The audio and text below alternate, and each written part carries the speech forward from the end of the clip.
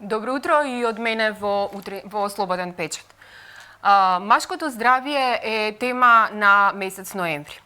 Утрово наш и ваш гостин е доктор Сашо Докчев, директор на клиниката за урологија. Докторе, најпрво добро утро и ви благодарам што ја прифативте поканата. Добро утро, ја секогаш на драго срце ја прифаќам вашата покана и да објасниме сепак на вашите гледачи што значи машко здравје. Така.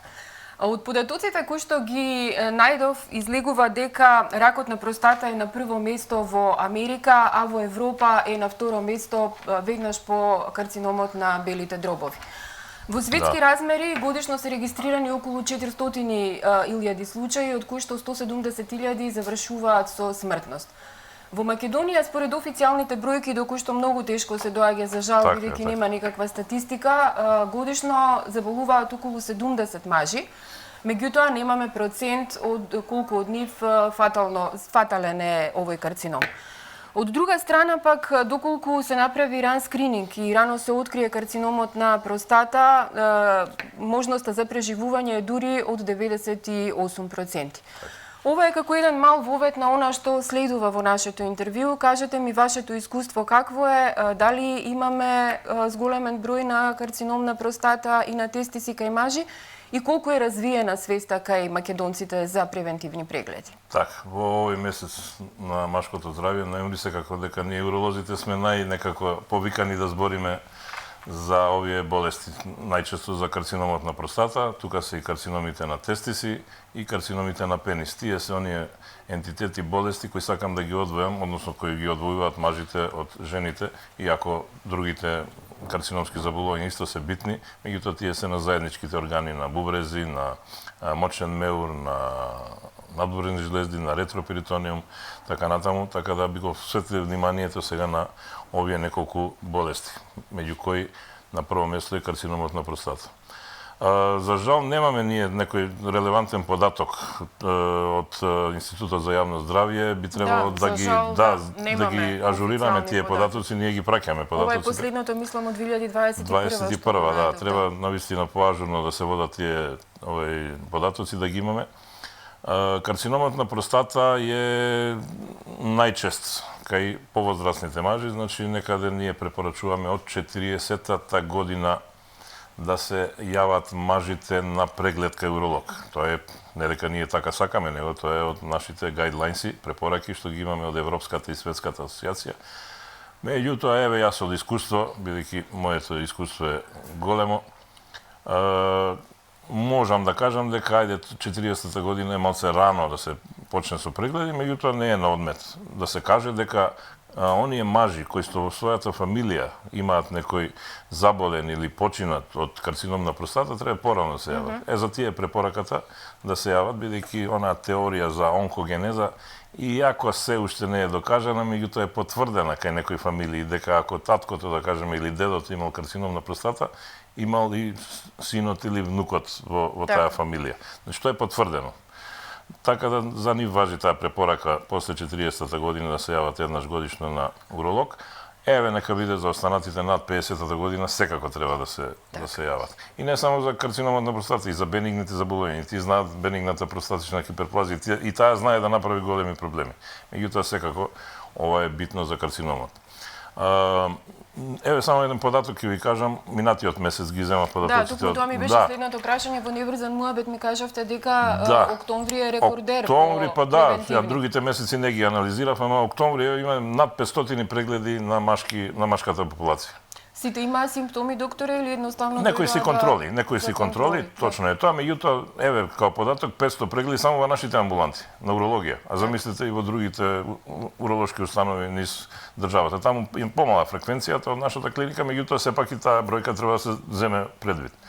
Имаме направено, еве како ран скрининг, имаме направено повеќе од 70 биопсии на простата. Биопсијата на простата е најточниот релевантен доказ дали некој ќе откриеме кај некој пациент карцином на простата или ќе биде означен како бенигна простата. Без тој, и ако ние имаме индиции, нели, од клиничките испитувања што ги правиме, меѓутоа без тој релевантен податок, тешко е дека ќе можеме да одредиме како да ја насочиме терапијата.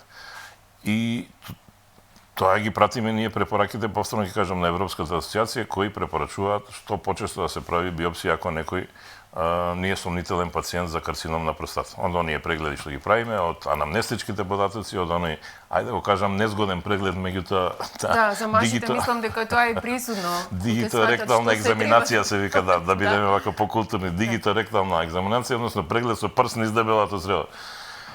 Незгоден е прегледот, меѓутоа е најрелевантен. И искусен уролог веќе од прегледот, од тој преглед може одма да ја постави дијагнозата. Иако е работна верзија на дијагноза, меѓутоа у 90% излага точна после биопсијата.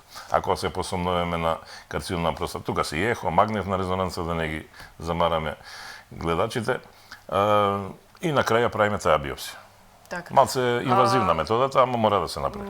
Во претходниото прашање ви поставив и едно подпрашање практично. Дали се зголемува официјалната бројка на заболени од простата кај мажи или само како резултат на зголемените прегледи имаме повеќе откриени случаи? Така е, веројатно и тоа е причината.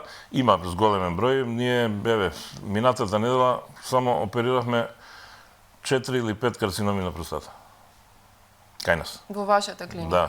Така. Тоа е, значи... Тоа е малтене секој ден. Еднаш имаме, некогаш имаме и по две операции на карцином на простата на ден. Која е најраната... Али има и ова што го поставивте како подпрашање, има и вистина во тоа дека почесто ги откриваме. Да, точно е тоа. Точно е тоа дека почесто ги откриваме, бидејќи ќе пофалам се нашата машка популација почесто доаѓа на преглед сега. Тоа е добро. Секоја година се почесто и почесто се јавуваат на преглед. Кој е најмладиот пациент кој што сте оперирале карцином на простата? Најмладиот пациент на 45 годишна возраст. Еве го, пациентот е веќе добар, иако беше по одмакла фаза на заболувањето, сега ќе ви кажам, 13 години. Веќе после операција. После операцијата е добар. Да, добар е. Така да, тоа е реткост. Имаме и, за жал, тој пациент почина на 42 годишна возраст. Го откривме, од Струга беше пациентот, го откривме во фаза на метастатски депозити по сите коски и по органите и, за жал, тука не можевме да го спасиме. Затоа е битно ова да се нагласи. Во рана фаза, како што кажавте, излекувањето е малтене 100%. Така. Затоа што имаме многу ефикасни методи на лекување, тоа хирургијата е на прво место.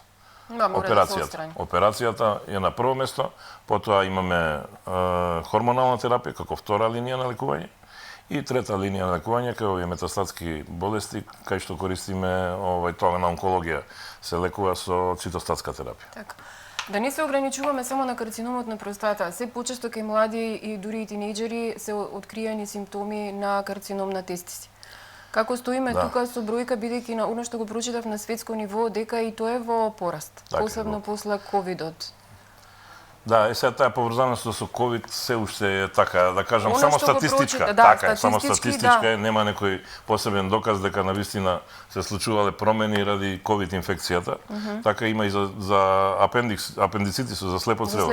Да, исто тоа го има. Не е докажано, меѓутоа сепак статистички има статистички поврзаност. Е поврзано. Тука треба да бидеме уште повнимателни. Се работи за групација на млади мажи од 15 годишна возраст до 40 годишна возраст. Значи, тоа се млади мажи кои можат да бидат засегнати со карциномот на тестисите.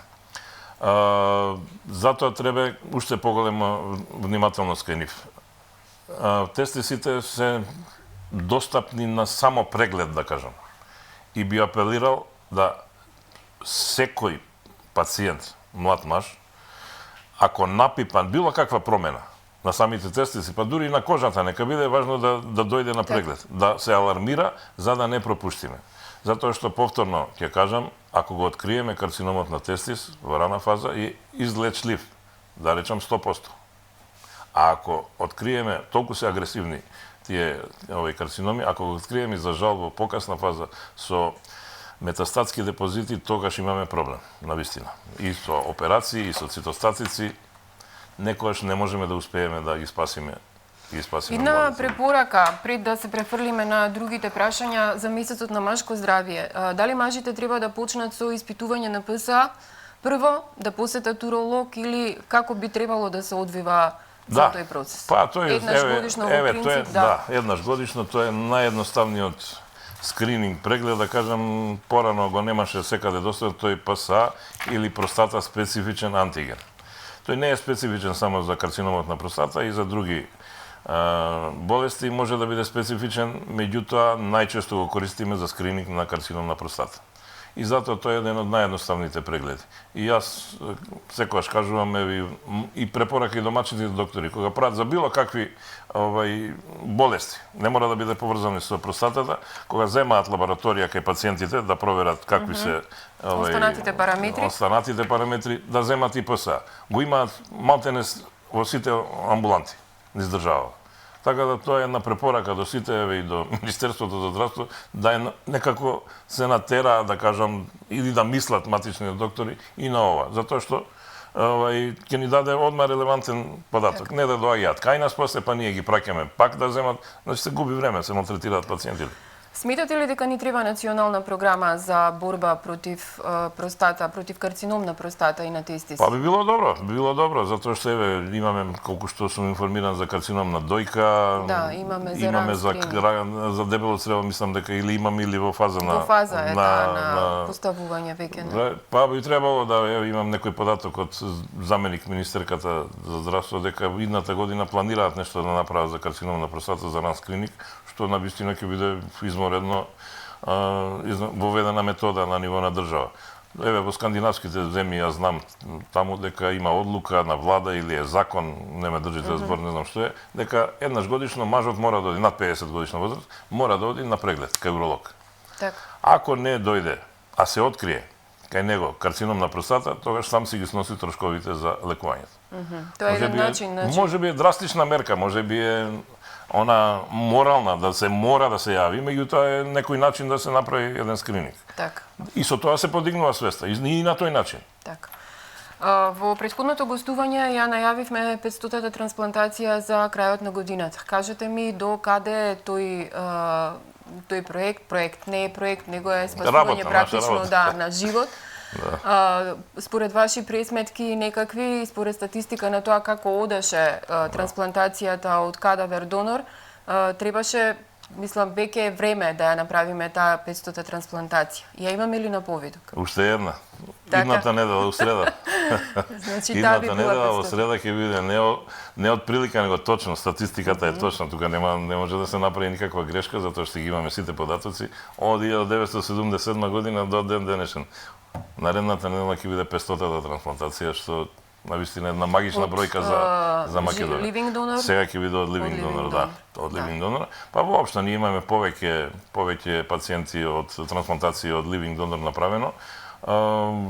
Околу 88 ми се чини се од кадавер, што исто е бројка замашна бројка. Да, па во периодот на вие опериравте и во период на COVID. Да, ние ја реанимиравме, да кажам, на тој начин 2014 година кадаверична трансплантација. До 90 година, бидејќи јас сум сведок и на тие години како млад лекар, како втор асистент, до 90 година имавме направено 20 кадаверични трансплантации. Од 77 година до 90. Такви. После со распадот на Југославија тоа се прекина, тогаш функционираше една организација на ниво на Југославија, Југотрансплант се викаше, кај што се вршеше размена на органи меѓу одредени центри. Ние пративме 5 такви бубрези во Белград, Загреб, Риека, Љубљана, така да, а не добивме ниеден, за жал. Стандард. Да.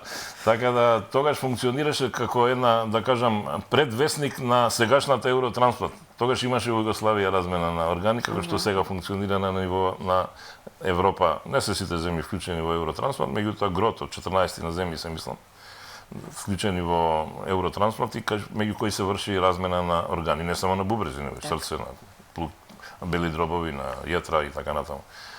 Така да, од овој период, од како сум јас начело на тимот за трансплантација, направивме толка број на трансплантации колку за двата периоди претходно заедно. Значи негде сме пола-пола, негде 250. За релативно најкраток временски период од само 11 години. 11 години. Да, направивме една бројка која е респектабилна. И тоа го препозна и интернационалната организација која се бави со регистрација на сите трансплантирани пациенти, кај што сите земји кај што се врши трансплантација, и 2014 година во тој билтен за резултатите од 2013 за living donor трансплантацијата не се рангираше на 9-то место во свет Македонија. Тоа е навистина голем успех, а 5-ти во Европа. Докторе, ви благодарам многу за гостувањето. Се надевам дека ќе стигнеме со нашите податоци и со она што како препорака до сите мажи во државава, па и пошироко. Ја чекаме 500-та трансплантација во среда. Па не би зборел, дека заврши добро, па ќе правиме знаете, некако за трансплантацијата дуваме на кисело млеко секогаш.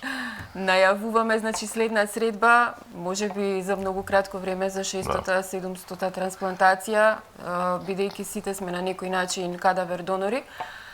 Вие, почитувани гледачи, останете со програмата на Слободен печат, следете го нашето веб издание и очекувајте го денешното издание на Весникот Слободен печат. Имајте пријатно попладне.